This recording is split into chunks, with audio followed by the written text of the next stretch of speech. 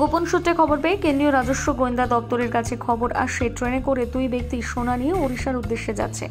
খবর পেয়ে জলপাইগুড়ি জেলার নিউ জলপাইগুড়ি স্টেশনে সেকেন্দ্রাবাদ এক্সপ্রেসে হানা দিয়ে দুজনকে আটক করে সার্চ করলে 1 কেজি 165 গ্রাম সোনা উদ্ধার করা হয়, যার আনুমানিক বাজার মূল্য 72,98,725 টাকা। ধৃত ব্যক্তিদের নাম শেখ আকবর আলী এবং জাকির হোসেন। ধৃতদের বাড়ি হাওড়া জেলার ডোমজুর এলাকায়। এরা সোনাগুলো দিনহাটা থেকে উড়িষ্যার কটকে আনার পরিকল্পনায় ছিল। আজ ধৃতদের শিলিগুড়ি আদালতে তোলা হয়।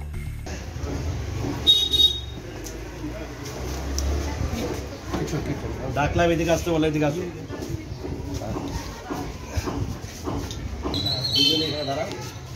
ঠিক আছে, এখানে দাঁড়া।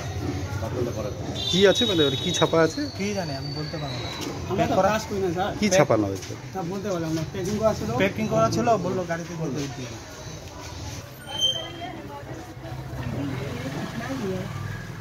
500 रिटर्न दिए और 300 दीजिए।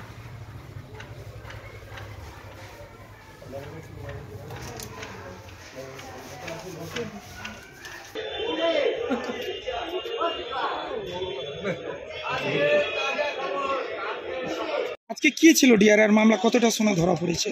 আজকে 1165 গ্রাম সোনা ধরা পড়েছে সেকেন্দ্রাবাদ ট্রেন থেকে, যেটা বলছে কুচবিহার থেকে কটক যাচ্ছিল। মাঝখানে এনজিপি স্টেশন থেকে তাদেরকে ধরা হয়েছে গতকাল, আজকে কোর্টে নিয়ে এসেছিল এবং দুজন লোক ধরেছে যাদের বাড়ি হাওড়া ডোমজুর হাওড়াতে বাড়ি। এবং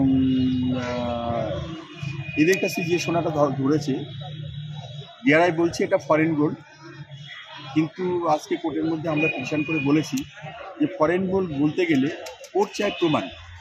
ফরেন মার্কিং বা ফরেন পিওরিটি দুটোর একটাও নেই। ফরেন পিওরিটি ওরা অনলি 24 ক্যারেটস বলে ছেড়ে দিচ্ছে। 24 ক্যারেটস থ্রুআউট দ্য ওয়ার্ল্ড দুটো হয়, একটা ফরেনে হচ্ছে 999 হচ্ছে 24, আর ইন্ডিয়াতে ইন্ডিয়ান গভর্নমেন্ট সিলেক্ট করে দিয়েছে অ্যাজ পার ল 995টা হচ্ছে 24 ক্যারেটস।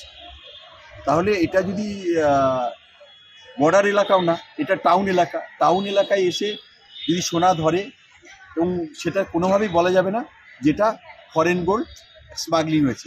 ডিআরআই যে সোনাটা ধরেছে সেটা কি আকারে ছিল, আর এই টোটাল এর ওয়েটটা কত আর ভ্যালু কত?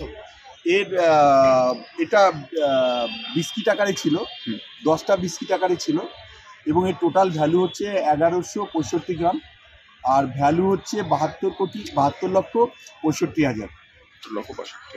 72 লক্ষ 65 হাজার। আচ্ছা, এরা সোনাটা ডিআরআই কি বলছে, কিভাবে এরা সোনাটা নিয়ে যাচ্ছিল, কোথায় লুকিয়েছিল? ডিআরআই যে আরোপটা রয়েছে যে তোমাদের ডিআরআই কি বলতেছে নিচের চার্জশিটে? ওদের পার্সনের মধ্যে লুকানো ছিল, সেটা বলছে লুকিয়ে নিয়ে কেন নিয়ে যাচ্ছে, মানে কিভাবে লুকিয়ে নিয়ে যাচ্ছিল সোনাটা, মানে কিভাবে লুকিয়ে নিয়ে যাবে?